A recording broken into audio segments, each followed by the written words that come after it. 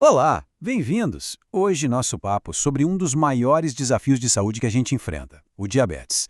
E vamos explorar duas ferramentas super poderosas que temos para lidar com ele. Uma, que já é antiga e conhecida, e outra está simplesmente revolucionando a medicina. Vamos nessa? Para a gente ter uma ideia do tamanho do problema, dá uma olhada nesse gráfico. As doenças cardiovasculares estão lá no topo, disparado a principal causa de morte no mundo. Agora desce um pouquinho a lista. Olha quem está ali, o diabetes mellitus. E aqui está o ponto crucial. O diabetes é um dos maiores combustíveis para essas doenças do coração. O que isso quer dizer? Que o verdadeiro impacto do diabetes é, na verdade, muito maior do que parece aí. Ele é tipo um motor silencioso por trás da maior causa de mortes no planeta. Então vamos focar um pouco para entender o que é exatamente essa condição que já virou uma epidemia global. A definição técnica é bem direta. Diabetes, no fundo, é um problema de como o corpo lida com açúcar no sangue. Ou o corpo não produz insulina o suficiente, ou ele simplesmente não consegue usar direito a insulina que produz. O resultado? Hiperglicemia, ou seja, excesso de glicose circulando no sangue o tempo todo. E esse excesso de açúcar, claro, é perigoso. Se a gente voltar para o nosso primeiro gráfico, quase 2,5% de todas as mortes no mundo são causadas diretamente pelo diabetes. E como a gente já viu, esse número nem leva em conta as mortes por problemas cardíacos e outras complicações que o diabetes só acelera. Ok, agora vamos mergulhar um pouco mais fundo. O que de fato acontece dentro do nosso corpo quando o diabetes se instala? Como essa engrenagem toda funciona, ou melhor, para de funcionar? Basicamente, a gente tem dois tipos principais. No diabetes tipo 1, que está aqui à esquerda, o próprio sistema imunológico da pessoa ataca e destrói as células do pâncreas que produzem a insulina. É uma doença autoimune, ponto. Já no tipo 2, à direita, a história é outra. O corpo cria uma resistência, sabe? As células não respondem mais tão bem à insulina. Com o tempo, o pâncreas acaba se cansando e também começa a produzir menos. E como se descobre isso? Bom, com números como esses aqui. Existe uma faixa normal, uma zona de alerta, que a gente chama de pré-diabetes, e aí sim o diagnóstico de diabetes.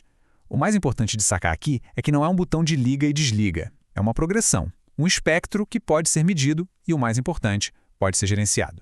Agora, o que é fascinante neste slide é que ele mostra que a hiperglicemia crônica não é só um número num exame de sangue, né? É uma força destrutiva que atinge o corpo inteiro. Afeta os músculos, o fígado, o pâncreas, os rins, até o cérebro. É uma disfunção em cascata.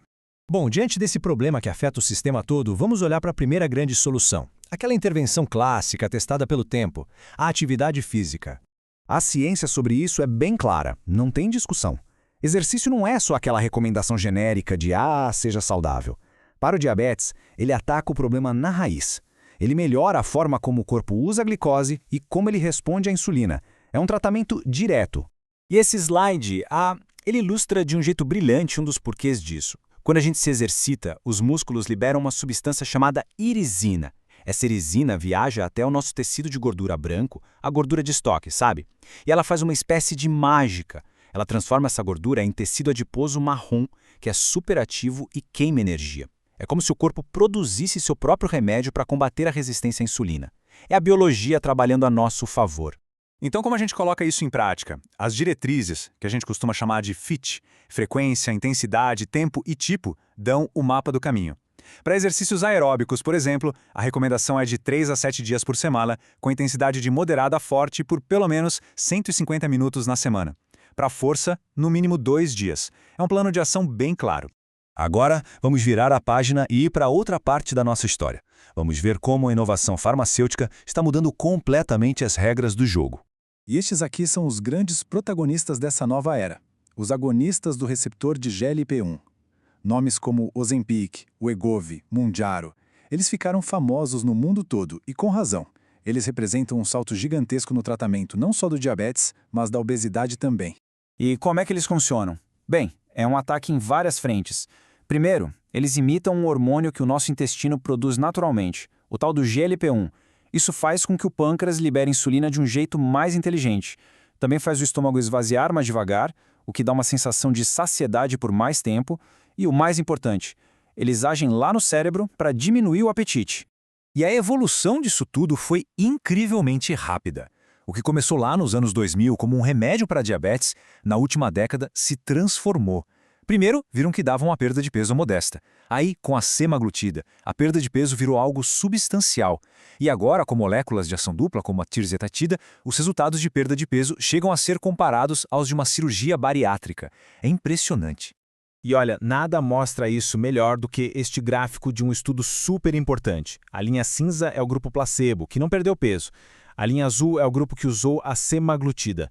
É uma queda de peso contínua, acentuada e, uau, impressionante ao longo de 68 semanas. Os dados falam por si só. O que nos leva, claro, à grande questão. Com remédios tão, mas tão poderosos, onde fica uma intervenção clássica como o exercício? Essa é a pergunta de $1 milhão, né? A pergunta que muita gente está se fazendo. Se uma injeção por semana pode dar resultados tão espetaculares, para que ainda se matar na academia? A resposta, olha, pode surpreender. O ponto crucial é este. Não é um duelo, pessoal. É um dueto. Eles fazem coisas diferentes que se completam. Os remédios são incríveis para reduzir peso, apetite e açúcar no sangue. Nisso eles são imbatíveis. Já o exercício, ele é o campeão em outra área. Melhorar a massa muscular, a força, a saúde do coração, o bem-estar mental. Um não substitui o outro de jeito nenhum. E é por isso que a conclusão dos especialistas hoje é unânime. A melhor estratégia não é escolher um ou outro, é combinar os dois. É usar essa baita ajuda dos medicamentos para perder peso e, a partir daí, construir em cima com todos os benefícios que só, e somente só, o exercício pode dar.